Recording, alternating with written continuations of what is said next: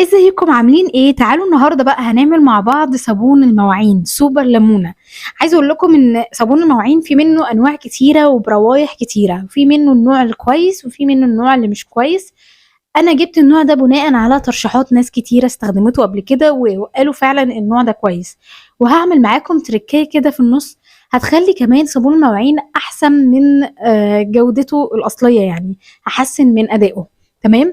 طريقة الاستخدام بتاعته ان انا بحط كيس الخليط المعجون اللي جوه مع كيس البودر وبقلبهم كويس جدا مع بعض، وبحضر 8 لتر ميه وابدا انزل عليهم مع بعض بالتدريج حتى يتم التجانس، وبسيبهم لمدة ساعتين عشان يتجانسوا تماما. وبعد كده اقدر ان انا استخدمهم في حاجات كتيرة قوي، في الاواني، في الارضيات، الحوائط، الاسطح المعدنية. اقدر استخدمه في اي حاجة في التنظيفات. لو انا عايزه اعمله مركز بحط 4 لتر ميه ونص كيس البودر زي ما هو كاتب كده، بس انا هحط الكيس البودر كله هعمله في 4 لتر ميه مركز عشان المكان بس مش اكتر. انا مش محتاجه ان انا اعمل 8 لتر وبعد كده هرجع استخدمه كده، لا انا هعمله 4 لتر ميه عادي جدا، وبعد كده هخففه انا زي ما انا محتاجه ان انا اخففه وانا بستخدمه. مبدئيا كده فتحت الكيس وجواه كيسين، كيس بيبقى عبارة عن مية والكيس التاني بودر. تعالوا نفتح مع بعض بقى الكيس. ده كان الكيس البودر، بقول لكم ان هو كان كيس بودر كده معاه. نفتح مع بعض الكيسين وهنخلطهم كويس جدا قبل ما نحط المية. تمام زي ما هو مكتوب كده، هنمشي وراه الخطوات ونشوف النتيجة اللي احنا هنوصل لها فعلا حلوة ولا لا. مبدئيا كده جبت اي حاجه كبيره، عندي طبق كبير علشان ابقى مستريحه وانا بدلق الميه وانا بخلط المواد، ابقى مستريحه كده وانا بقلب. تمام. بدات ان انا فضيت اول كيس وهو كان فيه معجون، عايزه اقول لكم ان هو شبه المعجون اللي انا بعمله لما بعمل صابون المواعين من الزيت المستخدم. ان شاء الله هنزل لكم بفيديو قريب جدا من صابون، بعمل لكم يعني صابون مواعين من الزيت المستخدم ومعاه البوتاس والكحول، واقول لكم ايه النسب اللي انا بستخدمها وبيطلع لي الصابون عامل ازاي، وهل هو فعلا بيبقى حلو زي ما بيقولوا كده على النت ولا لا. مبدئيا فضيت اول كيس وهنزل بالكيس التاني تدريجيا كده وانا بقلب واحده واحده. عايزه اقول لكم دي خطوه مهمه جدا، ان انا وانا بنزل اقلب كويس جدا، وقبل ما احط الميه لازم اتاكد ان الخليط معايا امتزج تماما زي ما هتشوفوا كده معايا في الفيديو هوصل للنتيجه ايه. وقعدت اقلب من 3 ل 5 دقائق، وبالراحه جدا ما تستعجلوش يعني، وتضيفوا الميه على طول بالراحه. عايزه اقول لكم ان الكيس دوت انا كنت جايبه معاه ازازه من ريحه الليمون. هو اصلا الكيس بريحه الليمون، بس انا جبت معايا ريحه ليمون علشان تبقى الريحه اقوى يعني. طبعا هو مش شرط ان انت تجيبيها ومش شرط ان انت تحطيها، هو مجرد ما انت هتحطي الكيس زي الخطوات اللي احنا هنمشيها وكده وخلاص، وريحته حلوة برضو وليمون وزي الفل يعني. زي ما انتم شايفين خلطت الخليط كده كويس جدا جدا، ولحد ما بقى خلاص شبه المية كده معايا. طبعا انا مسرعة الفيديو، الموضوع بيبقى ايه يعني، خد مني شوية وقت يعني بس مش كتير، انا بس مسرعة عشان ما اطولش عليكم في الفيديو. وبدأت ان انا ادلق المية كده واحدة واحدة، يعني ما تنزليش على طول، لا واحدة واحدة عشان المكونات ما فيش اي حاجة تكلكع منك، وتنزلي بالمية كده بالراحة تأكدي ان هو الدنيا تمام، وبعد كده بقي سرعي على طول المية. عايزة اقول لكم ان الكيس دوت كيس ليمونة انا كنت جايباه بحوالي 25 جنيه. والازازة ريحة الليمون كان حوالي 15 20 جنيه، وتقدروا ان انتوا تستغنوا عنها، هي مش ضرورية خالص، هي حاجة للناس اللي بتحب مثلا ريحة أقوى وكده. بدأت إن أنا أنزل بقى بالمية خلاص بعد ما اتأكدت إن الدنيا امتزجت تمام، وهبدأ أنزل بالأربعة لتر مية وأقلب كويس جدا جدا. وعايزة أقول لكم إن انتوا بس الخطوة الأخيرة دي اللي أنا هعملها مش ضرورية، بس دي حاجة أنا هعملها ليا أنا. بسيب كده كوباية مية وهقول لكم ليه، يعني من الأربعة لتر هسيب كوباية كده على جنب هقول لكم أنا بعمل إيه في الآخر. تمام.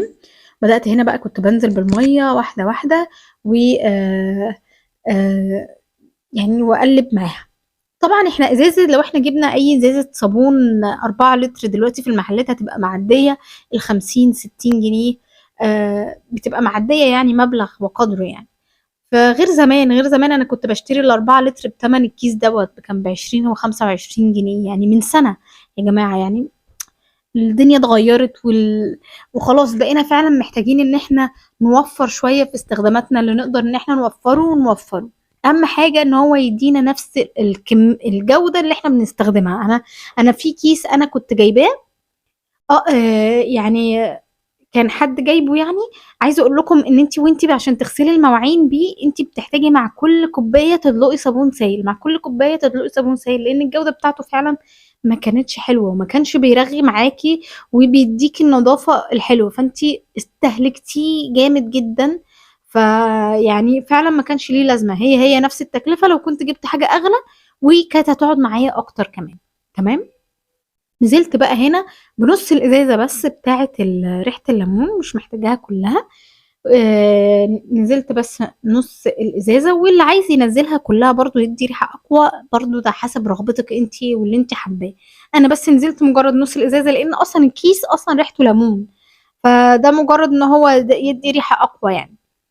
بس، وبدأت إن أنا أقلّب بقى كويس جدًا كل الخليط دوّة، وأنا هنا بقى هاورّيكم القوام بتاعه قبل أمّا هاسيبه الساعتين، تمام؟ قبل أمّا هاسيبه الساعتين هيبقى، بُصّوا القوام بتاعه هيبقى خفيف خالص، لسه ما امتزجش ولا أي حاجة، بُصّوا، مجرّد عمل لي بس فوم من فوق كده على الوش وخلاص. هاسيبه بقى الساعتين وهارجع ليكم أورّيكم دلوقتي شكله هيبقى عامل إيه. بُصّوا ده بقى بعد الساعتين تقِل معايا، عايزة أقول لكم إن أنتم برضه سيبوه يوم كامل، يعني ما تستخدموهوش برضه بعد الساعتين، يعني نصيحة مني ليكم، سيبوه كده يوم كامل هتلاقوه تقِل معاكم وبقى حلو جدًا. عايزة أقول لكم بس ما تنسوش إن أنتم تشتركوا في القناة وتعملوا لايك لو عجبكم الفيديو، وتشيّروا الفيديو دوّة للناس اللي حابة تستفاد من التجربة بتاعتي ديّة. ده هنا بقى خلاص أنا كنت باورّيكم هنا القوام بتاعه، بقى حلو جدًا، جدًا، وفعلًا شَبه قوام الصابون السايل، يعني بالضبط.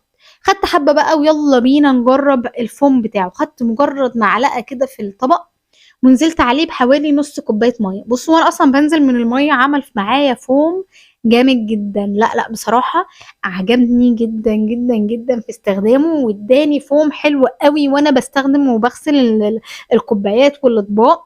الفوم معايا بيفضل معايا بال4 و5 كوبايات، يعني مش بافضل كل شوية أحط صابون سايل لأ، حلو أوي. بدأت بقى إن أنا خدت الباقي دوّة وحطيته في الإزازة اللي أنا باستخدمها كمّلت عليها مَيّة. عايزة أقول لكم بجد يعني لأ، اللي حابب إن هو فعلًا يجرّب الكيس دوّة ليمونة أو يجرّب الفكرة عامةً، لأ هي حلوة أوي، أوي، وبجد موفّرة ومش مكلفة معاكِ خالص، خالص، خالص، تمام. بدأت هنا بقى كنت باوريكم إن أنا وأنا باغسل قد إيه الفوم معايا حلو يعني فعلًا مدّيني فوم وما نزلش أو خلص معايا على طول، لأ حلو جدًا يعني. تمام. تعالوا أوريكم بقى الخطوة الإضافية اللي أنا باعملها للصابون السايل، واللي بتدّي له نتيجة أحسن بكتير من أدائه، تمام. أنا كنت قايلة لكم إن أنا هاسيب نُص كوباية مَيّة أو كوباية مَيّة، عايزة أقول لكم إن كوباية المَيّة ديّة هانزل بيها أو هانزل عليها يعني بمعلقة من البوتاص، أيوه، لأ ومعلقة كتير، يعني خلّوها نُص معلقة، أنا حسيت إن أنا حطيت كتير كمان. عايزة أقول لكم إن نُص المعلقة أو اللي إحنا ننزل بيها من البوتاص ديّة على الكمية ديّة بجد هتخلّي القوام أتقل بكتير جدًا، جدًا، جدًا، وهتدّي معاكِ نضافة يعني تحفة، تحفة، تمام. هاخلطهم بشوية المَيّة وأبدأ إن أنا أخلطهم حلوين، تمام، ما استعجلش، لازم أتأكد إن البوتاص كلّه داب، حتى هتحطّي إيدِك كده من برّه على الطبق هتلاقي إن الطبق سِخِن، لمّا تلاقي الطبق سِخِن هتعرفي إن البوتاص كده شغّال، لإن هو لو عندِك بقى له كتير ممكن يبقى بايظ أصلًا. تمام. حطيته بقى على المسحوق بتاعي وبدأت إن أنا أقلّب كويس جدًا وأخلّي الخليط كلّه يمتزج. عايزة أقول لكم الحركة ديّة أنا واخداها من تجارب ناس كبيرة. الناس الكبيرة دي بجد بتقول لكم على حاجات صغيرة كده بتعملوها بجد بتبقى خطيرة، خطيرة جدًا يعني. وبدأت إن أنا خدت بقى الكمية بتاعتي دي وبدأت إن أنا أملاه الجيركن اللي كان عندي الفاضي، بدأت إن أنا أملا الإزازة بتاعتي، وكده أنا عملت الجيركن دوّة اللي دلوقتي متكلف فوق عدّى ال50 جنيه ما كلفتوش 30 جنيه، تمام.